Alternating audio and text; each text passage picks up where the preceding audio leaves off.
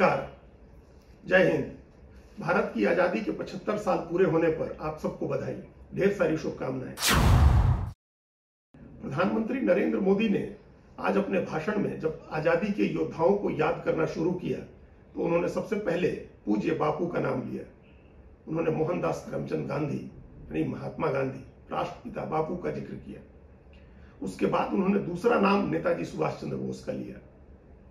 यह बहुत दिलचस्प है कि देश के पहले प्रधानमंत्री जवाहरलाल नेहरू ने भी अपने भाषण में महात्मा गांधी को याद किया। आजादी की लड़ाई और भारत को मिली जीत का श्रेय महात्मा गांधी को दिया और उसके बाद उन्होंने नेताजी सुभाष चंद्र बोस को याद किया था। उनके भाषण में एक बड़ा हिस्सा नेताजी को याद करते बीता था। प्रधानमंत्री नरेंद्र मोदी ने और कई लोगों को याद किया, तमाम महापुरुषों को, तमाम महान योद्धाओं को, आजादी में शहीद होने वाले, आजादी की लड़ाई में शहीद होने वाले लोगों को याद किया। नेहरू ने सिर्फ दो लोगों को याद किया था, महात्मा गांधी और नेताजी सुभाष चंद्र बोस।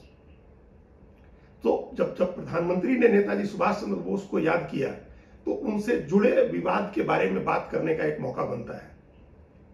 यह विवाद भारत में 1945 से चल रहा है कि नेताजी सुभाष चंद्र बोस का निधन उस विमान दुर्घटना में हुआ था या नहीं हुआ था।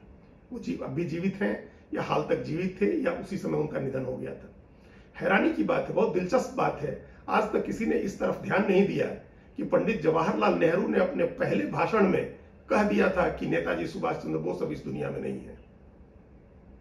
आज तक 75 साल के बाद पता नहीं क्यों किसी ने इस बात का जिक्र नहीं किया कि नेहरू ने कहा था कि अब नेताजी सुभाष चंद्र बोस इस दुनिया में नहीं है।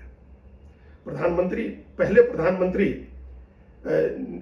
जवाहरलाल नेहरू के भाषण का वो अंश मैं पढ़ रहा हूं, मैं आपको बता रहा हूं जहां उन्होंने नेताजी के बारे में कहा था। पंडित नेहरू ने कहा था कि सुभाष चंद्र बोस का जिक्र किए बिना आजादी के पहले पड़ाव पर के सफर का जिक्र अधूरा रहेगा। उन्होंने कहा कि नेताजी सुभाष चंद्र बोस देश छोड़ गए थे और उन्होंने विदेशों में भारत का तिरंगा फहराया था। आज जब लाल किले पर तिरंगा फहराने का दिन आया है तो वो अपने सपने को पूरा होते हुए देखने के लिए यहां नहीं है। यह नेहरू के शब्द थे। नेहरू ने आगे कहा कि आज का दिन यानी 15 अगस्त 1947 का दिन, उन्होंने कहा कि आज का दिन उनकी वापसी का दिन होना चाहिए था, नेताजी सुभाष चंद्र बोस की वापसी का दिन होना चाहिए था। इसके आगे पंडित नेहरू ने कहा कि लेकिन अफसोस की बात है कि अब वे इस दुनिया में नहीं है। नेहरू का यह भाषण उनके समग्र उनकी रचनाओं के संकलन से लिया गया है और कांग्रेस के संचार विभाग के प्रमुख जयराम रमेश ने भी इसे ट्वीट किया है।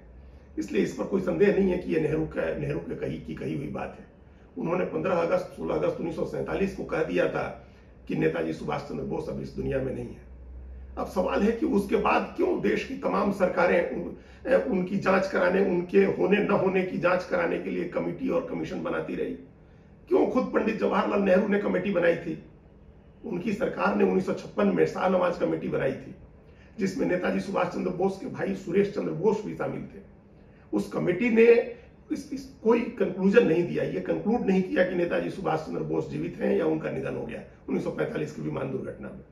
इसके बाद 1970 में एक कमेटी बनी, जब इंदिरा गांधी देश की प्रधानमंत्री थी तो जीडी खोसला कमेटी बनी थी। उस कमेटी ने भी जांच की कोई कंक्लूजन नहीं दिया। फिर इस नई सदी में जब अटल बिहारी वाजपेयी प्रधानमंत्री थे तब 2005 में एम के मुखर्जी कमीशन बना। उस कमीशन ने भी कोई रिपोर्ट, अपनी कोई कंक्लूसिव रिपोर्ट नहीं दी। सवाल है कि जब देश के पहले प्रधानमंत्री ने पहले दिन के भाषण में कह दिया कि नेताजी सुभाष चंद्र बोस अब इस दुनिया में नहीं रहे, उसके बाद की सरकारें क्यों 75 साल से किस बात की जांच करा रही हैं? क्या ये जांच का नाटक है? क्या नेहरू ने उस समय हकीकत बताई थी? अगर नेहरू ने उस समय हकीकत बता दी थी तो फिर उन्हीं की सरकार ने कमेटी क्यों बनाई जांच के लिए? यह बड़ा सवाल है। आजादी के इस मौके पर एक बात यह ध्यान आई जब नरेंद्र मोदी ने नेताजी सुभाष चंद्र बोस का जिक्र किया और जब यह देखा मैंने कि अपने पहले भाषण में देश के पहले प्रधानमंत्री ने भी नेताजी सुभाष चंद्र बोस का जिक्र किया है और इतने ही लगाव के साथ उनको याद किया है, तो ये बात जहन में आई कि जब नेहरू ने कहा था कि वो अब इस दुनिया में नहीं रहे तो फिर उसके बाद की सरकारें किस बात की जांच कराती रहे। जय हिंद, वंदे मातरम।